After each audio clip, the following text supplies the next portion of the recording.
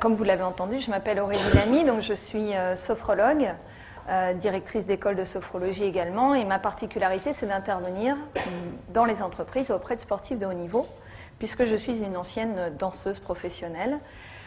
J'ai également très bien connu le milieu de l'entreprise, puisque j'ai été responsable commercial dans du prêt-à-porter haut de gamme. Et finalement, je me suis rendu compte en devenant sophrologue que finalement, on va développer le même type d'approche, aussi bien auprès des sportifs qu'en entreprise, de par cette approche justement sur la gestion des ressources. Donc aujourd'hui, j'interviens pour PassZen Service, et d'ailleurs j'espère que vous vous êtes ressourcés au niveau vitamines en dégustant leur magnifique smoothie très très bon. C'est déjà un bon début sur la conférence. Si vous n'avez pas goûté, vraiment, prenez le temps à la sortie. Si toutefois ils sont toujours là, je ne suis pas sûre. L'idée de cette conférence, donc pour un peu mettre le cadre, on va passer 1h15 ensemble. Moi, j'aime bien le principe des conférences interactives, c'est-à-dire que pour moi, vous n'allez pas, selon moi, en tout cas, passer 1h15 à juste m'écouter, c'est pas l'intérêt. On va comprendre après pourquoi, parce que finalement, tout type d'apprentissage, s'il ne reste qu'intellectuel, eh bien, ça ne change rien.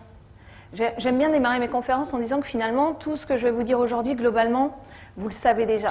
On a tous lu des tas de livres sur vivre l'instant présent, on a tous lu des tas de livres ou des articles ou des choses dans les magazines qui nous parlent du bonheur, du positif, de se ressourcer, de lâcher prise. Est-ce que globalement la lecture de ces articles et la connaissance intellectuelle a changé quelque chose concrètement dans votre quotidien?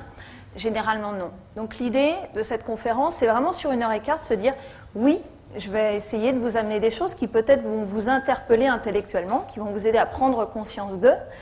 Mais j'aimerais aussi beaucoup passer par la pratique en vous proposant des petits exercices très courts d'expérience. Comment expérimenter, quelles sensations vous allez pouvoir avoir de ce type d'expérience.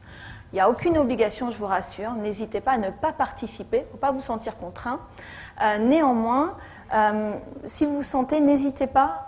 Parce qu'à partir du moment où vous allez créer une expérience vécue, vous allez voir que vous allez transformer les choses.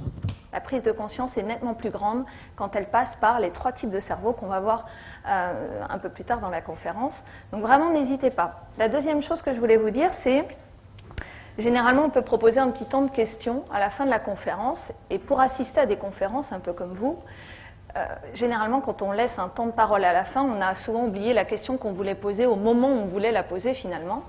Donc moi, je suis plutôt partisane de poser vos questions quand vous avez une question. Alors vous êtes un peu nombreux, un peu répartis dans la salle. Levez la main et posez la question au moment où vous l'avez. L'idée, c'est aussi, bien sûr que j'ai un fil conducteur sur la conférence, mais moi, j'aime bien construire mes conférences avec les gens qui y assistent, parce que finalement, la conférence, elle est pour vous. Elle n'est pas que pour moi, donc j'ai un fil conducteur.